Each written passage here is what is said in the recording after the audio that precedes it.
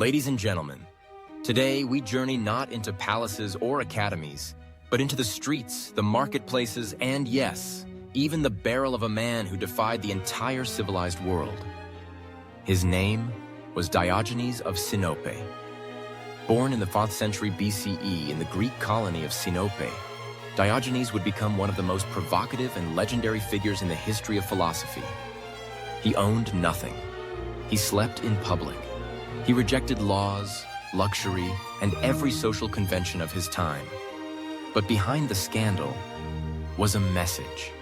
Diogenes was the founder of Cynicism, a school of philosophy that challenged people to strip away artificial desires and live in accordance with nature and virtue alone. To him, happiness was not found in gold or politics, but in freedom. The freedom that comes when you no longer want what the world offers. He insulted kings, mocked philosophers, and made the elite tremble with nothing but a lamp, a staff, and a tongue sharpened by wit. Even Alexander the Great, the most powerful man of his age, once stood before him, and Diogenes told him to step aside because he was blocking the sun. In this documentary, we'll explore the life of a man who had no wealth, no home, and no fear, but left behind a legacy that would influence Stoicism, early Christianity, and modern minimalism. This is the story of Diogenes of Sinope, the philosopher who lived in a barrel.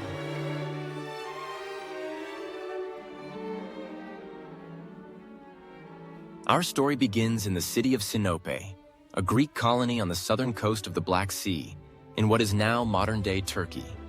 It was here, around 412 BCE, that Diogenes was born, the son of Hysesias, a local banker or money changer. He grew up surrounded by trade, currency, and the bustling noise of a growing commercial port. Ironically, the man who would later reject wealth entirely began life in a world shaped by coins. But fate would soon intervene. Historical records, especially from Diogenes Laertius, the ancient biographer, tell us that Diogenes and his father became entangled in a scandal involving defaced currency. Whether they were accused of minting impure coins or simply caught in the corruption of local politics, we may never know. What we do know is this: Diogenes was banished from his home city, stripped of property, title, and belonging, exiled to wander as a foreigner. But for Diogenes, exile was not a tragedy. It was liberation. He would later say, "A wise man adapts himself to circumstances, just as water shapes itself to the vessel that contains it." With nothing left to lose, he turned to philosophy, not in search of comfort or status, but in pursuit of truth stripped bare. He made his way to Athens, the intellectual capital of the Greek world, where Plato was still teaching, and Socrates' shadow loomed large. But Diogenes did not come to follow. He came to confront and to begin a radical experiment in human freedom. His exile from Sinope was not the end of a story. It was only the beginning.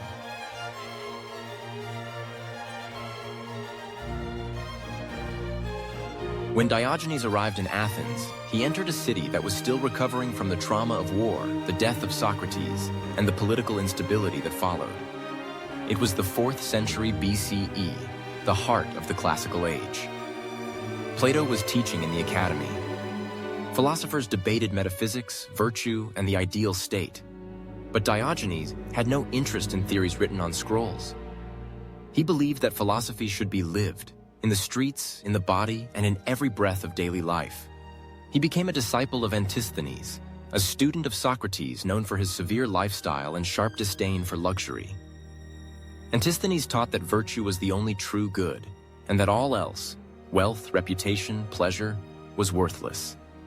Diogenes took these ideas even further. He abandoned everything. He owned no home, wore only a simple cloak, carried a wooden staff, and kept all his belongings in a small satchel. He lived in a large ceramic jar, not a barrel, as often told, in the heart of Athens. He begged for food. He defied social norms.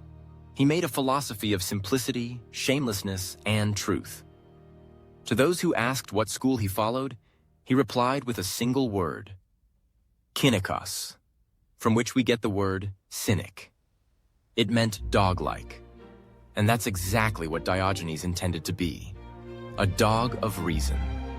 Sniffing out falsehood, growling at pretense, loyal only to truth. He rejected money, he mocked pride, and he believed that the only true freedom was freedom from desire. I am a citizen of the world, he declared, refusing to belong to any one city, nation, or class. In the marketplace, he would hold up a piece of rotten meat to test people's reactions. In the public square, he would perform acts deemed obscene, to shame others into questioning what was truly shameful. To Diogenes, nothing was sacred except honesty. He was not a teacher in the traditional sense. He offered no lectures. He took no formal students. But his actions were a lesson, a mirror held up to society. And in the mirror, Athens saw both Diogenes had become more than a vagrant. He had become a symbol of courage, of confrontation, and of a kind of truth that made even the wise uneasy.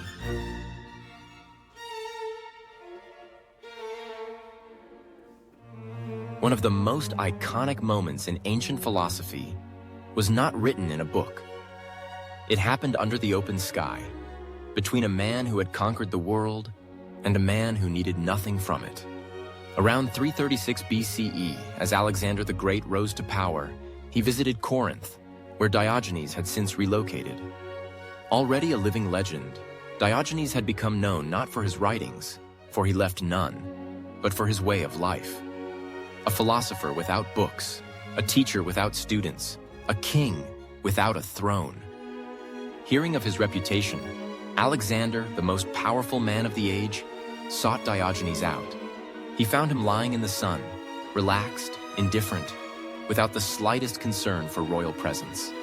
Alexander, dressed in armor and surrounded by guards, approached the filthy old man and said, "I am Alexander the Great." Diogenes replied without moving, "And I am Diogenes the dog." Amused, the emperor offered, "Ask anything of me, I will grant your wish." And here, in one of history's most famous replies, Diogenes simply said, "Yes, stand out of my sunlight." That was all. No flattery, no request, no fear. The crowd fell silent. Alexander stood motionless. And then, in a rare moment of reflection, the young conqueror turned to his men and said, "If I were not Alexander, I would be Diogenes." It was a meeting of opposites, power and renunciation, empire and detachment.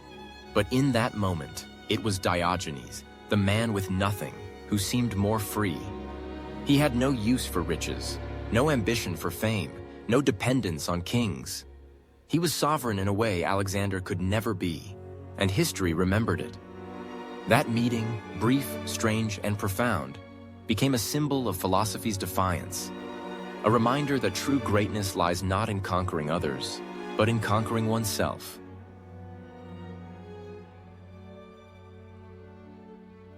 In the final chapter of his life, Diogenes of Sinope remained exactly as he had always been, uncompromising, unadorned, and entirely free. He spent his last years in the city of Corinth, a thriving hub of trade and politics, where the echoes of philosophy still rang from temple steps and city squares. But while others chased comfort, legacy, and reputation, Diogenes remained outside it all. He slept wherever he pleased. He ate when hunger called. He continued to mock vanity, expose hypocrisy, and challenge anyone who mistook custom for truth. He wrote no books, he founded no school, but his presence was a living lesson. To the very end, he lived with no attachments, no home, no possessions, no allegiance, save for his loyalty to reason, nature, and personal virtue. There are several accounts of his death, all equally symbolic, all equally uncertain. Some say he died after holding his breath deliberately when he felt life had run its course. Others claim he succumbed to illness, perhaps food poisoning, or a dog bite, depending on which tale survives. But all sources agree on one thing. Diogenes died as he lived, on his own terms. There was no funeral procession, no marble tomb, no gold-plated legacy, and yet his memory endured. Statues were later raised in his honor. poets and historians kept his name alive, and his ideas, strange and scandalous in their day, went on to shape the birth of Stoicism, a school founded by Zeno of Citium, who once walked alongside him in those same Athenian streets.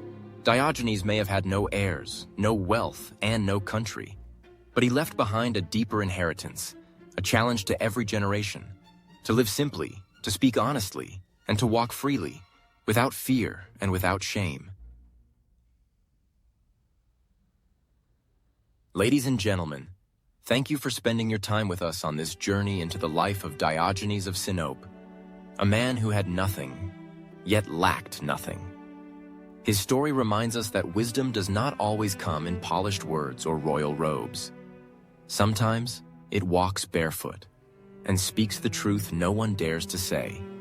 If this documentary resonated with you, we kindly invite you to subscribe, share, or simply leave a reflection in the comments below. Your presence here means a great deal to us, and we look forward to walking with you again through the lives, lessons, and legacies of those who dared to think differently. Until then, stay well, stay thoughtful, and thank you most sincerely for watching.